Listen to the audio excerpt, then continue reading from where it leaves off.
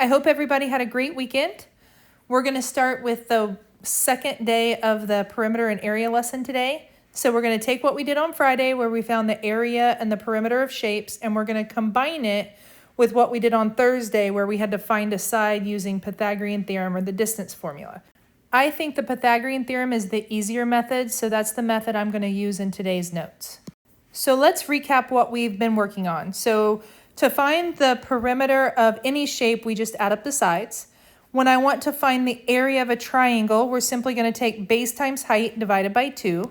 And when I want to find the area of a square, rectangle, or parallelogram, we're simply going to use base times height. So that is our area formulas and perimeter formulas.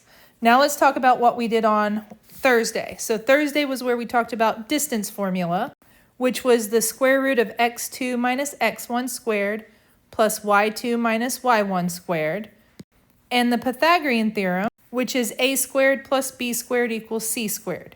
So let's take a look at example 1. The area one is going to be the easy one to find. So the first thing we're going to do is figure out how tall our triangle is and then how wide our triangle is. And we're going to do that just by counting the boxes like we did in our original lesson. So you're just going to start at the top and count down and see how long that is or how tall it is, however you want to look at it. And I find that this is 8 up and down. And now we're going to count across the bottom of it to see how wide that is. And I find that that is 6 across the bottom. Now to find the area, we're simply going to take base times height divided by 2. Which is 8 times 6 divided by 2, and we would get 24. Now it's area, so we'll call it units squared. Unfortunately, to find the perimeter, we are missing a side. So we are missing this side right here. And in order to find that, we are going to have to use our Pythagorean theorem. So Pythagorean theorem says we're going to take a squared, which is 8, plus b squared, which is 6, and that's going to give us our missing side. So we're going to have 64 plus 36 equals x squared. That's going to be 100 equals x squared, which gives me 10 when I square root that. And that is the length of this side. Now I can find the perimeter by just adding up all 3 of those sides. So we get 14 plus 10, and that gives me a total of 24 units. Remember, area is the one that's squared, perimeter is not. All right, example 2 is going to be a little bit trickier, but not too bad. We're going to start by finding the area, which means we need the base and the height. So I'm going to start at the top of the triangle, and I'm going to count down just like we did on the last one, and I'm going to figure out how tall it is. And that tells me that this is 5 tall. And then we're going to count across the bottom of it, which tells us that it is 6 across. So area, again, is base times height divided by 2, which is going to be 6 times 5 divided by 2, which gives me a total of 15 units squared. So 30 divided by 2 is 15. Now this one is the one that gets tricky, because to find perimeter, we are going to need this side. And that makes a triangle that is shaped like this. So I need to know what this distance is down here, and it's only 3.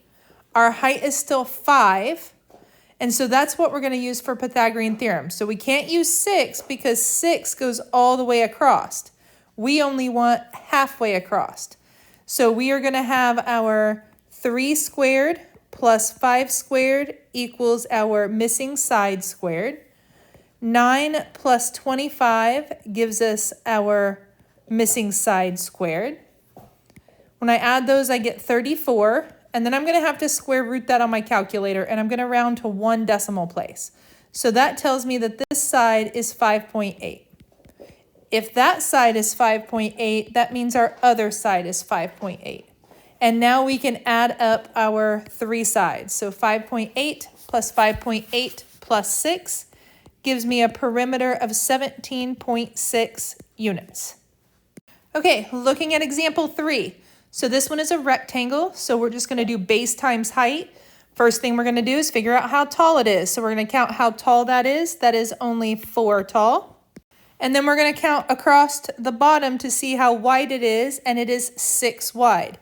So area is just base times height, which is going to give me 24 units squared. And then since it's a rectangle, the top and bottom will match and the two sides will match. So 6 plus 4 plus 6 plus 4 gives me a total of 20 units for the perimeter. All right, last example is the parallelogram. So parallelogram is just like our rectangle as far as base times height. So we're going to figure out how tall it is by counting down to see how tall it is, and I get that it's 4 tall. We count across the bottom, and that will tell you that this is also 6 wide. So our area is base times height, which is just 24 units squared. All right, so we know the top and bottom match, but we need to figure out what our missing side is, this side here.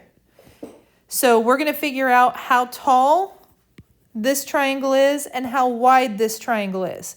So it's still going to be 4 tall, but now it is only 2 wide. So that is what we're going to do Pythagorean theorem on. So it's going to be 2 squared plus 4 squared equals our missing side squared. 4 plus 16 equals our missing side. 20 equals our missing side. Once we square root that, we're going to get a decimal. We're going to round it to a 1 decimal place, and we're going to get 4.5. So both of these sides will be 4.5.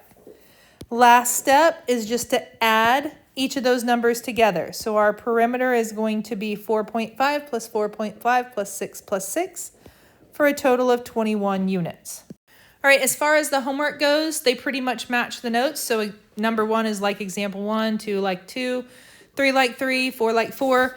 You only have 2 problems after that. Number 5 is like the segment addition. So make sure you put all of your information on the picture. And then your 2 pieces are going to add up to the whole thing. So you should have the x minus 7 plus the 2x minus 2 equals the x plus 13. For number 6, it uses the word midpoint, which means the 2 parts are equal to each other. So you'll set them equal and solve. So hopefully that gives you enough direction on the homework to be able to complete today's work.